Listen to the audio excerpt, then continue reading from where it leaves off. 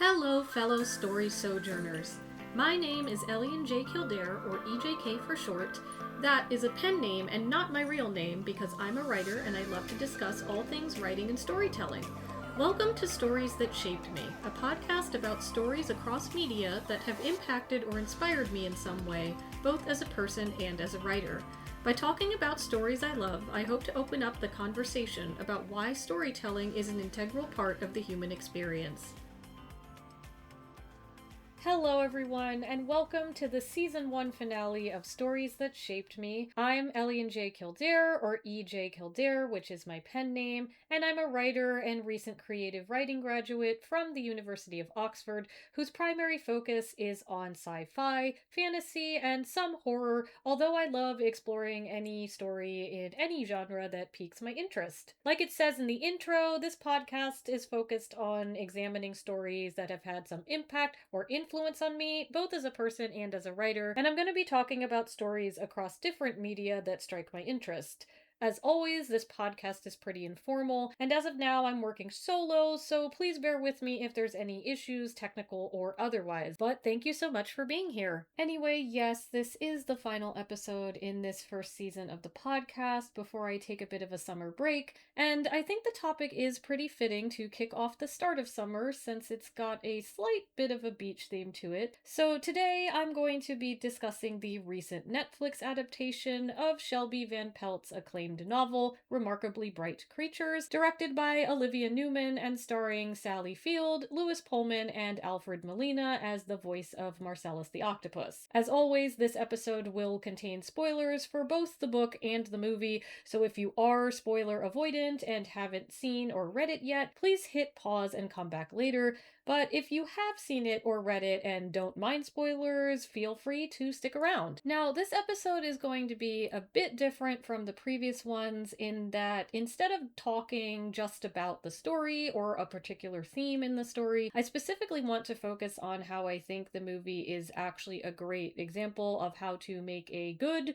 book to film adaptation, even when the adaptation does have significant deviations from the source material. So first off, to summarize the plot of both the book and the movie, Remarkably Bright Creatures is set in a small coastal town in the Pacific Northwest and tells the story of three major characters: Tova Sullivan, an elderly widow who works as a custodian at the local aquarium; Cameron Cassmore, a down-on-his-luck musician in his early 30s, searching for the biological father he believes abandoned him; and Marcellus, a snarky yet intelligent and very observant octopus living out his last days in said aquarium, who has a tendency to frequently escape from his tank. Tova strikes up a friendship with Marcellus, confiding in him about her loneliness in the wake of her husband's and her son's deaths. The death of her son Eric is of particular significance since much of the story revolves around the mysterious circumstances surrounding it. All Tova knows is that Eric went out on a boat at night, fell overboard, and drowned. There's been a lot of speculation among the townsfolk that he may have committed suicide, which Tova has never believed, choosing instead to believe that it was an accident. However, the loss of her son still weighs heavily on her even 30 years later, and you get the sense that she in some way still blames herself for what happened. Her grief has created a significant emotional distance between her and her peers, and so the only being she feels comfortable truly opening up to is, in fact, Marcellus. She crosses paths with Cameron in town searching for his father when she injures her ankle on the job, and Cameron is hired as a temporary replacement. Cameron, like Tova, is very isolated. He was abandoned by his mother, a drug addict, at a young age, and he's really struggled to keep his life together since. He never finished high school, he's had trouble holding down a job, his aspirations to be a professional musician haven't panned out, and as a result of this childhood abandonment, he ultimately views himself as a loser and someone both incapable of giving love and unworthy of receiving it. When he thinks he's dug up evidence of his biological father's identity, he hits the road in search of him, determined to demand restitution for all the years he failed to support him growing up. By a stroke of fate, this leads him him into Tova's orbit, and Tova, in her own grief and loneliness, recognizes somewhat of a kindred spirit in him. She takes him under her wing and shows him the ropes of the aquarium job, and the two strike up an unlikely bond, a bond which Marcellus, ever the keen observer, notices from the confines of his tank. Marcellus picks up on the striking similarities between Tova and Cameron, both in appearance and behavior, and after piecing together more clues, comes to the conclusion that the two of them are related. Since Tova is the only person he feels has ever been kind to or has truly understood him, he feels like he owes it to her to help her heal what he describes as the hole in her heart that she's carried since Eric's death. So, through a series of escape attempts during which he tries to plant evidence of Tova and Cameron's connection, he's finally able to get through to them, leading to a very emotional reveal where they both realize that Cameron is actually Eric's long-lost son, whom he never intended to abandon, and therefore Tova's grandson. As repayment for setting her free of her grief, Tova sets Marcellus free at the end of the story, releasing him back into the ocean where he can spend his final moments in the home he has missed for so long. Both the book and the movie are beautifully heartfelt and use this rather unusual example of magical realism on the part of Marcellus to tell a powerful story about the importance of connection in the healing process, and how, even when hope seems lost, there's always an unexpected plot twist, so to speak, that can facilitate that connection and bring about that much needed healing. None of us is alone, even when we think we are. The emotional core of the story in both versions is this relationship that unfolds between Tova and Cameron, and how they each start to fill that hole of loneliness and grief in the other, even before they learn that they're literally family.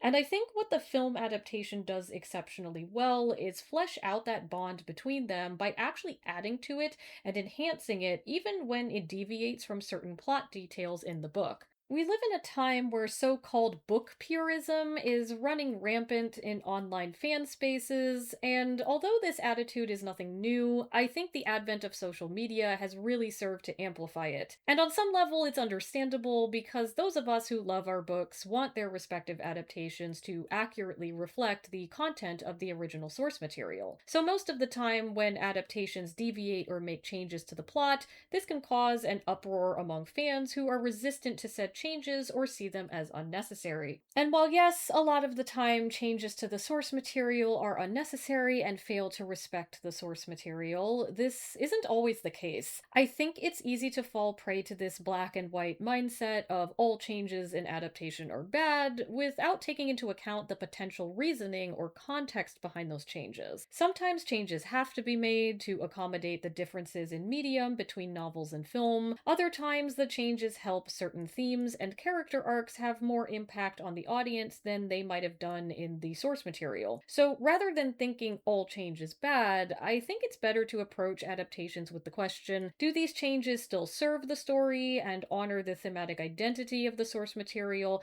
even if the plot deviates from what was originally written? And thematic identity is really what I want to focus on here. A good adaptation takes into account all elements of a story, not just plot.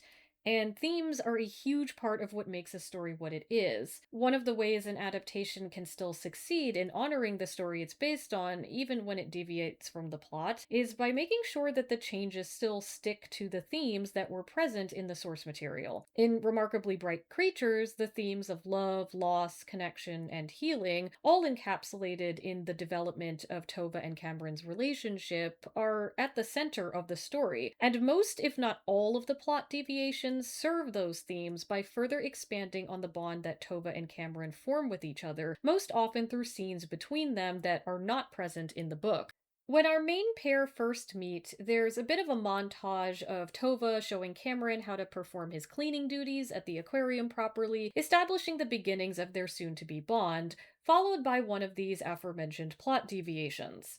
Cameron stops into a realtor's office to inquire about the man he believes to be his father, real estate agent Simon Brinks, and when he comes out, he sees that the local traffic cop is about to give him a ticket for illegally parking his van in a no parking zone. Down on his luck and short on cash, he starts to panic, but Tova sees him from across the street and hobbles over on her injured ankle, now in a boot, to bail him out of his predicament. She lies and tells the officer that Cameron drove her into town to help her run some errands, and he decides to let Cameron off the hook. While this is one of many scenes that doesn't appear in the book, it serves as a crucial building block for the trust that will form between Tova and Cameron. Having been abandoned by his mother, Cameron has never really known what it's like to be cared for by a maternal figure, and this, along with the preceding cleaning montage, is the start of Tova taking him under her wing. He's initially annoyed by her constant interference, but you can tell underneath that annoyance is a burgeoning sense of appreciation for Tova's attention and care. Again, this is a slight deviation from the book, wherein he was actually raised by his aunt before meeting Tova, but while I enjoyed the aunt character in the original novel, I think her omission in the movie, kind of framing him as more of a foster kid who was shuffled from home to home, actually helps to strengthen the bond between the two leads. Cameron is more isolated, even lonelier, and completely lacking any real maternal influence, which makes Tova stepping into a motherly role even more significant in my opinion. Another additional sequence not seen in the book is when Tova volunteers to help Cameron locate his presumed father, Simon Brinks. In the book, Cameron mostly embarks on this journey alone, and this part of his storyline runs parallel to Tova's, with him relaying her information about his search secondhand. However, in the movie, when he tells Tova he's having trouble locating Simon, Tova actually offers to help, going so far as to look up Simon's address in the phone book and then come along with Cameron on a road trip to hopefully visit him. During this road trip, there are a few different heartfelt scenes between the two where we see their friendship continue to blossom. There's a particularly adorable scene in Tova's car, which Cameron at this point is driving, where Tova notices that Cameron's crush, Avery, a local paddleboard shop owner, has texted him. Insisting that he focus on driving instead of texting back, she offers to text Avery for him, and a pretty hilarious argument ensues involving Tova pressing Cameron to just ask Avery out, and Cameron balking at the suggestion because he's too anxious to do so. Tova then accidentally hits the call button on his phone, and while he's panicking in the driver's seat, Tova ends up talking to Avery and happily arranges a date for him that upcoming Sunday. It's a really cute sequence showing the generational interplay between the two leads, and it definitely has that grandmother meddling in her grandson's business vibe to it, even though neither character knows they're related yet. It's a nice bit of subtle foreshadowing, and it further endears the audience to these characters and their relationship, despite being, again, a deviation from the book. Following the car scene is then a scene where the pair arrives at the Brinks home, and Cameron goes to the door hoping to meet Simon, while Tova looks on encouragingly from the passenger seat. Unfortunately, the home's current resident, whom we learn later is likely Simon's father, greets Cameron with hostility, scaring him away. Tova, now incensed on Cameron's behalf, storms up to the house herself and tries to give the elder Mr. Brinks a piece of her mind. Mr. Brinks, unfortunately, then pulls out a handgun, yelling and threatening her to get off his porch. Cameron yanks her away, leading to yet another hilarious sequence of them running back to the car, with Tova still hobbling on her ankle boot and speeding off before Mr. Brinks gets any angrier. Cameron, of course, is disheartened by this unexpected turn of events, and Tova, noticing his disappointment, tells him to exit the highway by a secluded beach. A somber yet sweet scene ensues where Tova explains that she, Eric, and her husband Will used to visit this beach when Eric was a little boy. In response to her opening up about her past, Cameron responds in kind, telling Tova about his mother's abandonment and how the discovery of his father's class ring, which is, unbeknownst to him, actually labeled with Eric's initials, prompted him to go on this search. He's still upset about failing to find Simon, but you can tell that this quiet moment between him and Tova is starting to soften his normally bitter disposition and fill the cracks left by his broken childhood. This scene is actually one of my favorite additions to the film because it really gives the two a moment to just breathe in the midst of the gradually escalating drama and share with each other a part of their respective lives. My absolute favorite addition, though, is a scene not long after the road trip when Cameron attends an open mic night at a local bar. Both he and Tova are feeling down, believing that they've each screwed up their respective dates. Cameron's with Avery, and Tova's with Cameron's somewhat mentor and local grocer named Ethan. Cameron's afraid to reach out to Avery and apologize for running off after suddenly finding out that she has a teenage son, but he's already signed up for the open open mic night he was supposed to invite her to. Tova encourages him to go anyway and offers to come along with him, and what follows is an absolute tearjerker of a scene where Cameron very nervously gets up in front of the crowd to sing and play his guitar, while Tova proudly watches from a nearby table.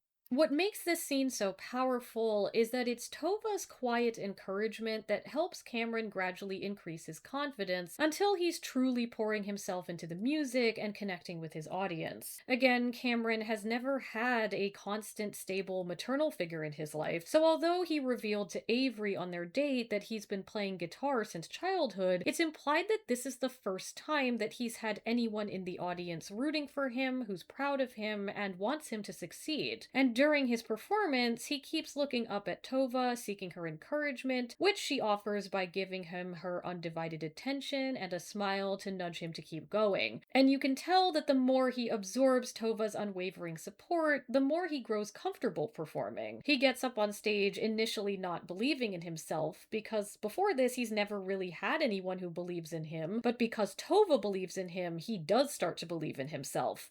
And it's just such a beautiful scene, made all the more so by Lewis Pullman's gorgeous cover of Radiohead's I Can't, and the subtle but impactful acting shared between him and Sally Field. After this, there's yet another scene not included in the book, where Cameron and Tova return to her house to eat through the many casseroles that her friends and neighbors have left for her. And this, too, is one of the most powerful scenes in the movie, as it focuses primarily on this brilliantly acted monologue on Sally Field's part. Her performance in this one scene is literally award-worthy, that Tova delivers about the last time that she saw Eric before he was found dead. They had fought prior to this, and Tova still feels guilty because she's not sure if Eric died angry or thinking she was angry at him. What makes this scene such a great addition to the source material is that it really sells the idea that Tova needs Cameron as much as the previous scenes show that he needs her. Aside from Marcellus, she's never really opened up about this in such intimate detail to anyone, but by this point she trusts Cameron enough to tell him the unfiltered truth about her grief over losing Eric. Cameron, of course, is very gentle with her and listens without judgment, which is exactly what she needs in this moment. And like the other non-book scenes, this really helps to solidify the deep emotional bond that has formed between them. And I believe that it's because of all this additional work to enhance the relationship development between Cameron and Tova that the big reveal at the end of the film hits so hard. It's not that it doesn't in the book, but I think that there's something even more special about the reveal in the movie because the movie spends so much time on these extra scenes fleshing out the connection between the two leads. By the time the movie gets to the climax, the audience is not only fully invested in Tova and Cameron as a pair, but also kind of believes that they are family, if not by blood, definitely in spirit. Of course, the reveal is that they are related by blood, just adding to this beautiful dynamic that they already share with each other. Cameron, after finding out that Simon Brinks isn't his father and that his whole search has been in vain, angrily throws the class ring into the eel tank at the aquarium and runs off. And Marcellus, who has finally figured out via observation that the ring is the key to everything, makes one last escape from his tank to retrieve it and pass it on to Tova before she releases him into the ocean to live out his final days.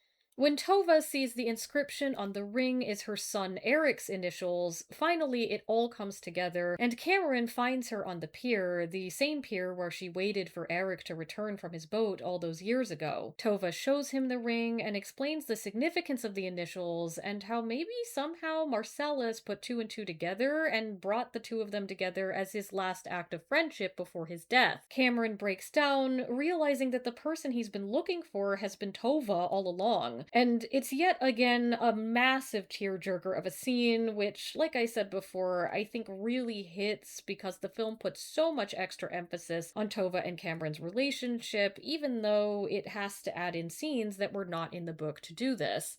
So, in conclusion, is the movie adaptation of Remarkably Bright Creatures perfect? No, of course, no adaptation is. There's some other minor changes, mostly omissions, that are kind of weak spots in the film, mostly pertaining to the romantic relationships between Cameron and Avery and Tova and Ethan. They don't get as much time to develop as in the book because the movie is primarily focused on dedicating most of its screen time to Tova and Cameron. But I think it makes up for those weak spots by understanding that Tova and Cameron truly are the heart of the film, and that maybe it was a bit of a worthwhile sacrifice to diminish the roles of the romantic relationships to elevate the familial relationship between the two leads. Overall, despite its deviations, or more so because of them, I think the film really succeeds as a solid adaptation of the book. It understands that the main point of the book is the development of Tova and Cameron's bond, so most, if not all, of the changes are in service to that development. And in that way, I do think screenwriters Olivia Newman, also the director, and John Whittington do actually honor Shelby Van Pelt's original work quite well. So that brings us to the end of this episode, and as always, I hope it's given you some food for thought. As usual, I will close out with a relevant recommendation, and this time I am pivoting back to a book rec. Last episode it was a movie, and the book I'm going to recommend is A Galaxy of Whales by Heather Fawcett. So I'm just going to read out the synopsis from Goodreads. When Fern hears about a photo contest with a big cash award, she decides she'll enter and win. After all, photography is her passion, and was an interest she shared with her dad, who has recently died. She knows she can take a prize-worthy photo of a whale during one of the whale-watching tours her mom runs. But her neighbor and nemesis, Jasper, is also planning to enter the contest. It's another frustration for Fern while she's already coping with the worry that her best friend, Ivy, might not want to spend time with her anymore. She's hoping to use the prize money to buy something that will attract Ivy's interest. This summer story has the trials and pleasures of friendship, a rousing feud, and a touch of adventure, a beautiful exploration of healing after grief, a very moving finale, and a whole lot of whale-watching fascination. So this is a middle grade book, but I thought it had a similar vibe to Remarkably Bright Creatures, the main characters dealing with difficult life circumstances, coming together against the backdrop of a coastal location. I thought it was a sweet story about unexpected friendships, heartbreak, and healing, and so if you're looking for a short but uplifting summer read for either you or your kids, I would really recommend it. Anyway, that brings us to the end of this episode, and sadly, the end of this inaugural season of the podcast. Thank you again for listening. This has been a bit of an uphill learning process, but I think I finally started to get the hang of it, and I appreciate your patience and support. As always, if you would like to follow and continue supporting me, you can subscribe to my Substack, Elian with a Pen, that's spelled Eliann, for free. I also have an Instagram at Elian with a Pen, all one word, all lowercase, where I post podcast updates, writing updates, and quick reviews of books that I've been reading. I'm in the middle of a summer-ween reading spree right now, so if that interests you, please stay tuned. I may have some more recommendations up the pipeline. And in addition to that, if you are interested and able to donate, I also have a Buy Me a Coffee, the link to which can be found on both my Substack and Instagram profiles. Of course, if nothing else, you can always support me by word of mouth, so if you know anyone who would be interested in me or my work, please feel free to share. Anyway, that's it for this season. I hope you all have a great summer, and I will see you soon in season 2. Bye! The intro and outro music is Tropical Summer by Top Flow on Pixabay. The cover image for this podcast is taken from Carol Malmeda 03 on Pixabay and edited in Canva.